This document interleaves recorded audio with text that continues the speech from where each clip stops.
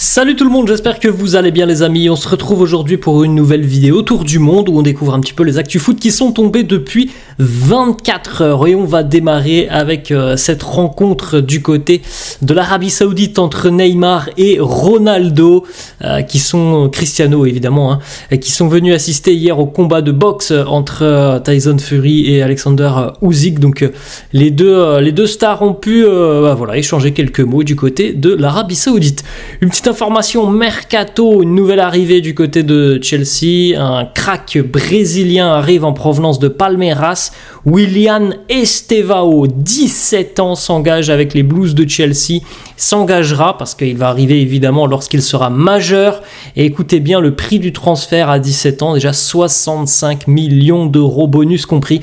40 millions plus 25 millions de bonus. Encore une fois Chelsea qui est hyper présent sur le marché des transferts, qui depuis un peu plus d'un an maintenant va chercher des jeunes cracks un petit peu partout. Alors bon, les résultats sportifs pour le moment c'est pas tout à fait ça du côté des Blues de Chelsea, mais ça n'empêche pas le propriétaire américain Todd Boehly de sortir des liasses à tout va. On enchaîne avec une petite information qui concerne l'Euro qui approche les amis, et bon voilà, on est sur la fin de saison, les dernières journées de championnat un petit peu partout, et l'Euro va bientôt démarrer, ça ravit évidemment tout le monde. On est tous très heureux d'avoir une belle compétition cet été. On aura aussi la Copa América, mais évidemment l'Euro c'est toujours aussi une compétition exceptionnelle. Le groupe M6 a révélé ce vendredi son dispositif pour l'Euro 2024 avec notamment 13 rencontres diffusées en clair, dont la finale. Christophe Dugarry arrive comme consultant et Christophe Galtier, l'ancien entraîneur du PSG notamment, interviendra dans certaines émissions d'après-match. On continue les amis avec Cristiano Ronaldo, toujours présent donc en Arabie Saoudite pour le combat de Tyson Fury. Il a été questionné, une petite question sur la dernière journée de Premier League qui aura lieu aujourd'hui. Est-ce que City va remporter le titre? Est-ce qu'Arsenal va réussir à terminer devant City lors de cette 38e et dernière journée? Réponse de Cristiano, selon lui, Arsenal ne gagnera pas le championnat cette saison. En tout cas les amis, on le sait, Arsenal n'a pas son destin en main, c'est City qui a son destin en main. Une victoire des Citizens et les hommes de Guardiola seront de nouveaux champions d'Angleterre. On enchaîne les amis avec une petite information assez dingue et qui concerne Endrick, lui aussi joueur de Palmeiras, qui va arriver lui en revanche cet été du côté du Real. On rappelle, il y a Mbappé qui arrive cet été au Real et Endrick a 17 ans. Il a déjà émis un contrat de relation avec sa partenaire Gabrieli Miranda qui elle a 21 ans. Ainsi, le futur madrilène, grand fan de GTA, se voit interdire d'avoir une copine virtuelle sur le célèbre jeu vidéo. Le Brésilien ne doit également pas commenter les photos d'autres femmes que sa partenaire sur Instagram. Endrick a précédemment expliqué: quiconque ne respecte pas le contrat à la fin du mois doit donner à l'autre personne ce qu'elle veut. Par exemple, j'ai demandé un casque Apple et elle me l'a donné. C'est visiblement un contrat un petit peu particulier entre Endrick et sa jeune compagne. Tant qu'il n'y a pas de tromperie, si ça marche comme ça pour eux, tant mieux. On enchaîne les amis, on va du côté du Borussia Dortmund. C'était la dernière hier en Bundesliga, dernière journée. Il n'y avait pas énormément d'enjeux, un petit peu en bas de tableau, mais pas beaucoup en haut de tableau. Du côté du Borussia Dortmund, on a terminé sur une belle victoire hier avec les adieux de Marco Reus. Regardez le petit message de Marco Reus hier à l'issue de la rencontre. Il y avait des petits mots signés par Marco qui avaient été laissés notamment sur la tireuse à bière, avec ce mot: merci pour tout, la bière d'adieu est pour moi. Votre Marco, la légende du BVB, a offert la bière à ses supporters pour son dernier match au Signal Iduna Park. Xavi Simons, les gestes en mode Naruto pour Xavi Simons. Très belle saison pour lui du côté du RB Leipzig. Une petite information qui concerne le FC Nantes. Mostafa Mohamed ne jouera pas aujourd'hui face à Monaco à l'occasion de cette dernière journée de championnat consacrée à la lutte contre l'homophobie. Aucune raison médicale ne justifie ce samedi l'absence de l'attaquant du FC Nantes. L'an dernier, Mostafa Mohamed avait déjà refusé de porter le maillot au flocage arc-en-ciel. On continue les amis, on va cette fois-ci du côté de Lens. Officiel, Kevin Danso a décidé de ne pas jouer le dernier match de la saison avec Lens face à Montpellier. Le club déclare pourtant le défenseur autrichien comme apte à disputer cette rencontre. L'Autrichien, lui, souhaite éviter une blessure avant l'Euro. Ça, ce sont les informations RMC Sport. On continue, les amis, avec l'Atalanta qui jouera la Champions League la saison prochaine. Les finalistes de l'Europa League qui vont affronter d'ailleurs Leverkusen dans quelques jours se sont qualifiés par le biais du championnat en Italie, en Ligue des Champions. Félicitations à eux, ça faisait je crois 2-3 ans que l'Atalanta n'avait plus été en LDC. C'est une équipe qui déjà depuis 7-8 ans maintenant est hyper régulière sur la scène italienne, qui oscille Ligue des Champions, Europa League. Ça faisait 2-3 ans, je crois qu'ils n'avaient plus été en LDC, mais encore une fois c'est une équipe assez spectaculaire, c'est assez agréable en général de voir jouer l'Atalanta. On peut féliciter aussi Martigues qui est de retour en Ligue 2. Les Martegos se sont imposés hier, il fallait s'imposer, ils avaient leur destin en main. Martigues de retour en Ligue 2, 22 ans après la dernière promotion du FC Martigues. Jürgen Klopp vient de terminer sa dernière séance d'entraînement avec Liverpool. Les cartons sont prêts, le bureau prêt à être évacué, l'entraîneur allemand ne reviendra plus. Il a fait tellement de bonnes choses quand même pour les Reds de Liverpool. Comme on l'a dit les amis, Martigues est promu en Ligue 2 pour la première fois depuis 22 ans. On rappelle aussi que les Martegos évoluaient en National 2 il y a 2 ans. C'est quand même un super bilan pour eux. Ils étaient montés donc il y a 2 ans. L'année dernière, ils avaient échoué vraiment aux portes de la montée. Et bien cette saison, c'est la bonne pour eux. La montée pour Martigues, tout comme pour le Red Star officiel les amis. Le maillot de l'équipe foot de rue qui représentera la France lors de la Kings World Cup. Regardez un petit peu, vous pouvez faire un petit arrêt sur image. On enchaîne, on va du côté de l'Angleterre. Confirmation de toutes les parties du dossier. Roberto De Zerbi ne sera pas le coach du Bayern Munich la saison prochaine. Donc encore une fois, une option et un choix en moins pour le Bayern. Regardez le petit message via Fabrizio Romano. Vous pouvez nier si je dis que le prochain coach du Bayern sera italien. Max Eberl, le directeur sportif du Bayern, qui répond oui. Donc ça veut bien dire normalement que ce ne sera pas Roberto De Zerbi. On est toujours on revient du côté de l'Allemagne les amis, et on peut les féliciter. Cette fois-ci, c'est fait, c'est officiel. L'histoire est écrite. Il a écrit sa propre histoire. Le Bayer Leverkusen a écrit sa propre histoire et le Bayer Leverkusen signe un exploit historique, retentissant cette saison en Allemagne. Invaincu en Bundesliga, une saison entière sans défaite pour les hommes de Xabi Alonso. Il s'agit d'une première dans l'histoire du football allemand. Rendez-vous compte les amis, même le grand Bayern Munich n'a jamais réussi à terminer une saison invaincue. Leverkusen l'a fait cette saison avec des scénarios parfois complètement dingues.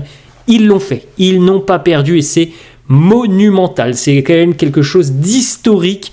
Dans peut-être 50 ans, si vous êtes tout jeune, dans 50 ans, vous pourrez vous dire oui, j'ai vécu une saison où une équipe est restée invaincue. Le Bayer Leverkusen, félicitations aux hommes de Xabi Alonso, c'est exceptionnel. 28 victoires, 6 nuls et donc aucune défaite. Et on rappelle les amis, on rappelle en plus de ça, qu'ils sont encore en lice pour terminer une saison. Toute compétition confondue, invaincus, ça c'est complètement dingue.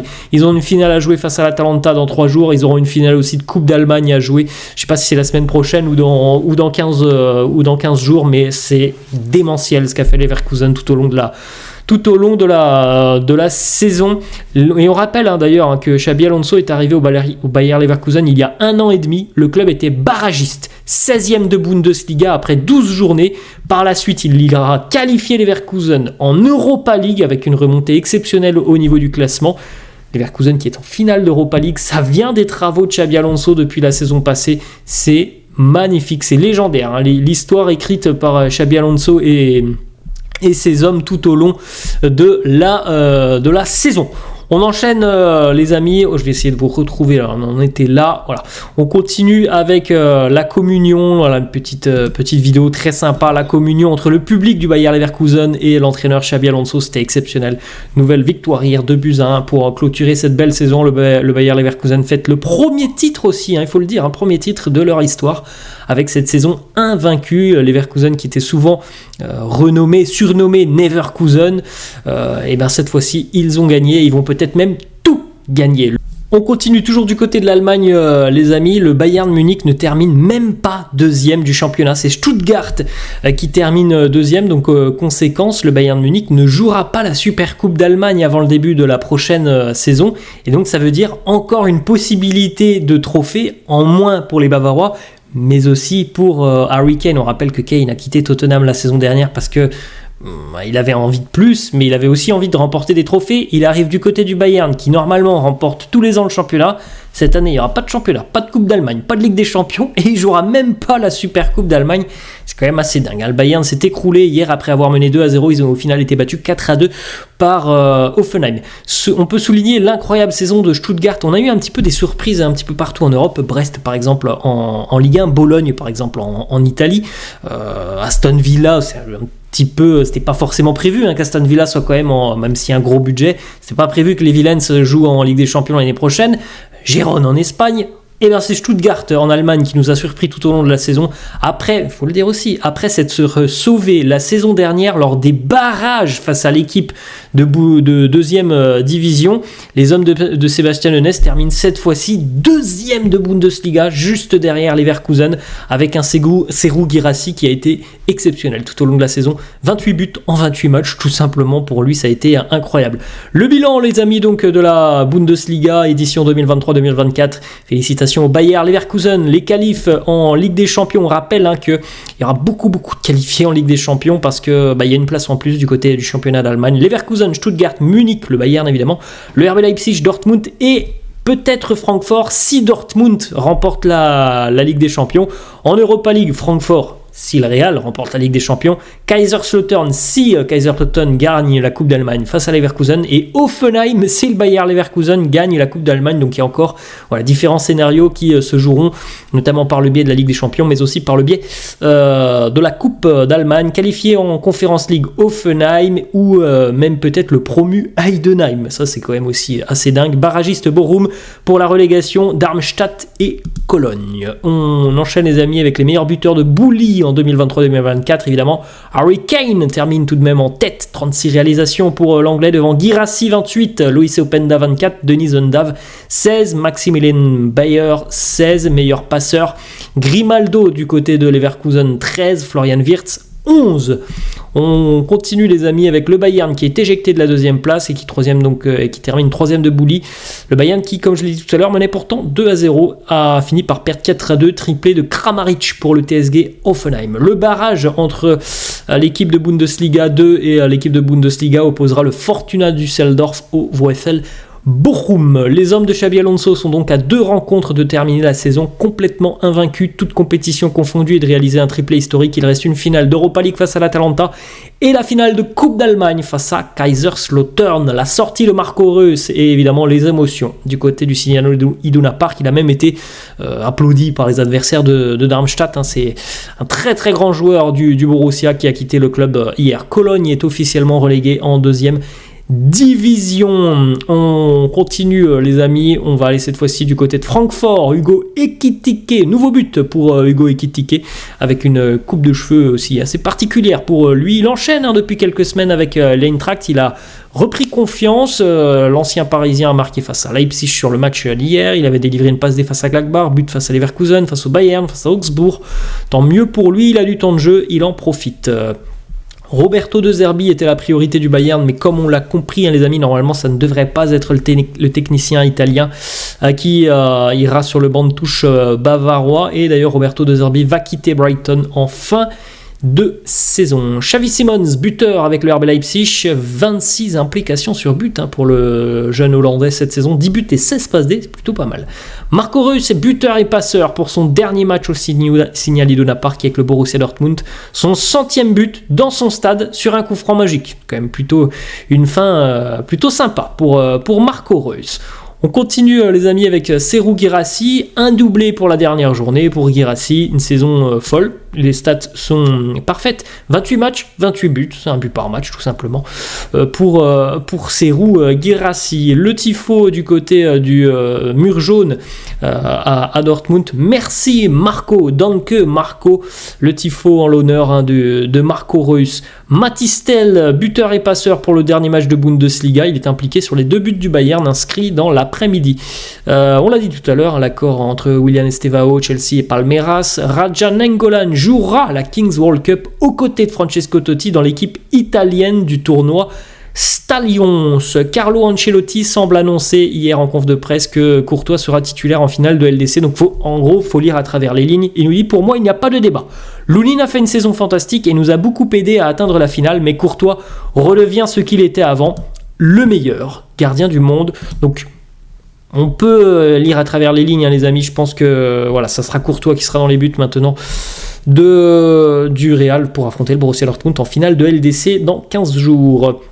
On enchaîne les amis avec Jesus Navas, 38 ans, qui signe un contrat à vie avec le FC Séville. Il jouera jusqu'en décembre 2024 avec le club et pourra ensuite occuper n'importe quel poste qu'il souhaite au club. Il fera don de son salaire pour ces derniers mois à la fondation du club. Donc c'est magnifique, je crois qu'on en avait parlé en début de semaine, ça allait être la fin de l'histoire pour lui. Il a signé donc jusqu'en décembre 2024 avec le club et puis par la suite il aura certainement une fonction, un rôle important aussi au sein du staff. Paulo Fonseca, l'entraîneur lillois, donne des nouvelles de Lucas Chevalier après sa blessure au genou. Il nous dit Lucas va très bien après son opération. Il sera prêt pour les JO. C'est plutôt une bonne nouvelle pour l'équipe de France qui participera aux JO.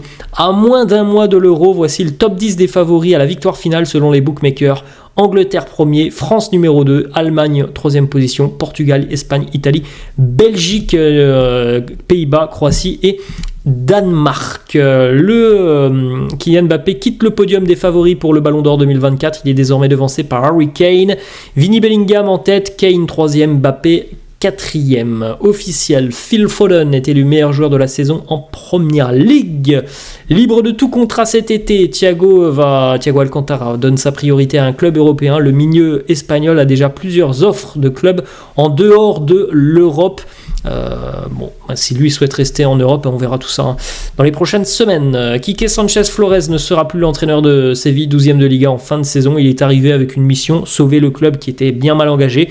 Il est revenu en milieu de tableau, Quique Sanchez Flores. Après, on peut se douter quand même que Séville a quand même des ambitions, même s'il y a pas mal de problèmes économiques depuis quelques temps.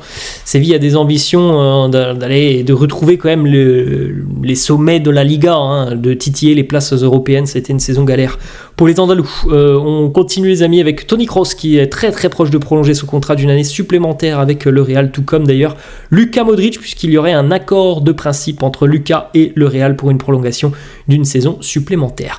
Il y a 11 ans, jour pour jour, les amis, David Beckham mettait un terme à sa carrière de footballeur. Les larmes de Beckham, notamment sous les couleurs du Paris Saint-Germain. Voilà les amis, la fin de cette vidéo. J'espère que ça vous a plu. N'hésitez pas, comme d'hab, à lâcher un petit pouce bleu. N'hésitez pas non plus à vous abonner à la chaîne. Je vous laisse. Je vous dis à la prochaine. Ciao.